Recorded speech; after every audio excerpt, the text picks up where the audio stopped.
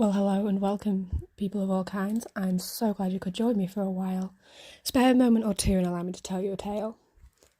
See, time is an interesting thing, always ticking by, slipping through the hands of humanity, no matter who the person may be.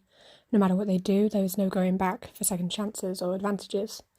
Some fear it, and others live comfortable lives, never acknowledging their companion. It's always sitting in the shadows, just slightly out of sight for those. To some, it's motivation to achieve something grand and to have a memory outlive them and their being. Most simply use it to justify living quietly, being satisfied with what they have and never really wanting for more. Why start this tale with such a tangent?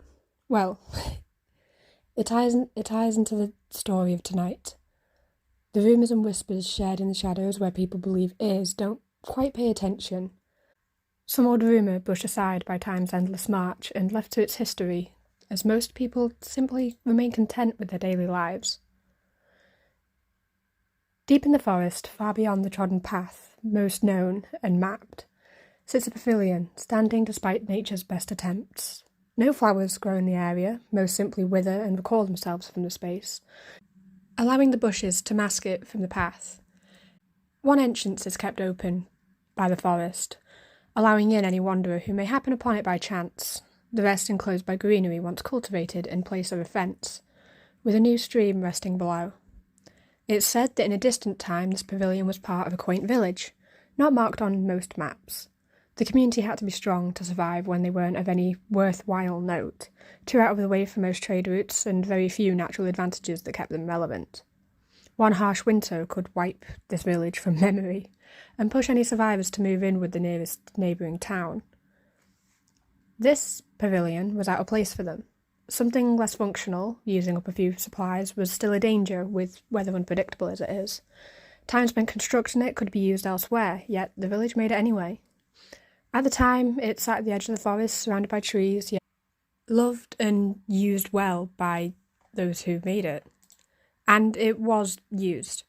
Children would use it running in circles as a source of make-believe of their tales of their own, where their parents could afford them a break. Adults would use it for town gatherings, the elderly with most sway standing in the centre, announcing any troubles or blessings to the listening ears. None would call their investment a mistake, not for the passing generations. Where other villages had their fountains, markets, or fancy churches, this town had their pavilion for their safe space and meetings. They had their pavilion and the odd wisps that called it home too. Naturally, people dismissed that as ramblings of a small village trying to gain some interest, a local ghost story to attract money into visits. Yet no outsiders heard of the whispers. The wisps and forms that inhabited their town and the forests nearby, those were kept as tales strictly for locals. Any rare wanderer was not allowed to hear those.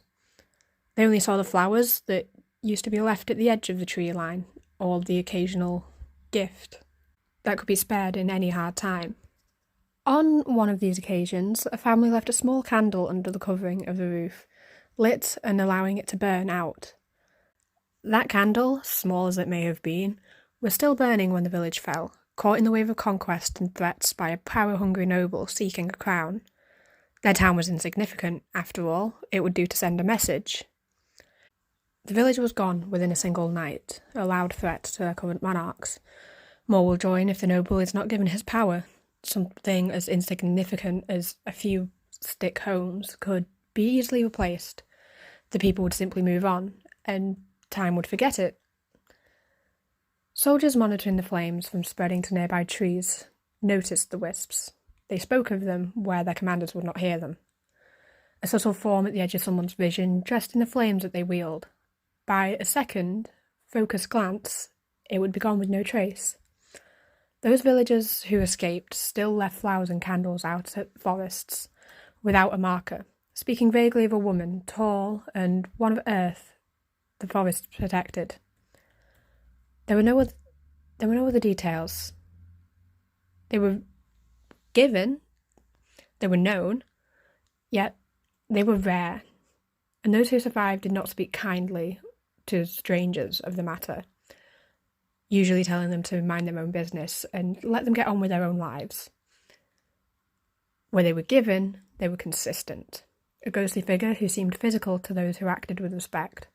Gold was a favourite of hers, and the locals who escaped kindly encouraged the more wealthier listeners to leave her somewhere they could spare. However, that's all that was shared about the village's unusual shadow.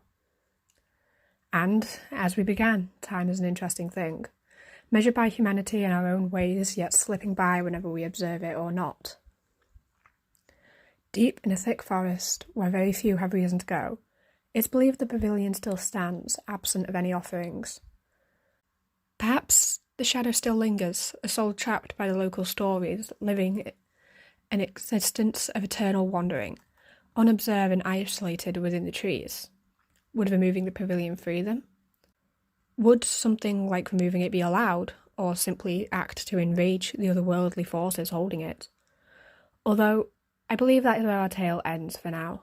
The fall of a village, the standing pavilion lost within the woods. It's the fun thing with stories, after all. They may never end, only the part we retell. For all I know, someone with a spirit of adventure will stumble upon our pavilion tomorrow and continue to add to rumours.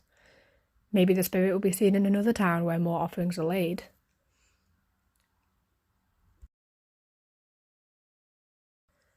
Hey everyone, hope you enjoyed that little story to explain some of the drawing. I usually draw with a background in mind and quite enjoy writing, so use this as a chance to warm up, both in style of writing and art. I was aiming more for a campfire style story, since that's what I felt fit better when I was talking with friends and showing them the finished outcome of the drawing. Naturally, not all parts of the image were explained, like the other arms on the character or the time association I wove into the figure, but there was only so much I could think of to fit into the story naturally without having it overpacked with details, since I did want to keep it short. Other than the story, this drawing began before New Year as an idea I wanted to do for a while.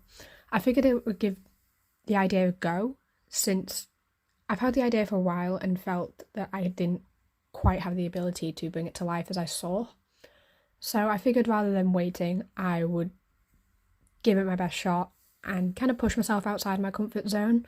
Naturally, it means that some parts did work better than others. The perspective for this one kind of got lost, other than in the pillars.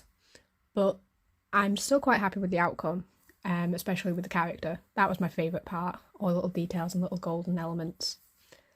Being said, I hope you enjoy the video, and I do hope you like the outcome. Thank you for sticking around a while longer. And I do think the story element could become a more common element around here. It's a fun warm-up, and I could definitely try doing something longer with a bit more of a detailed image. So, stick around, like, subscribe if you enjoy. The rest of the video is going to be background music, which you can find in the description.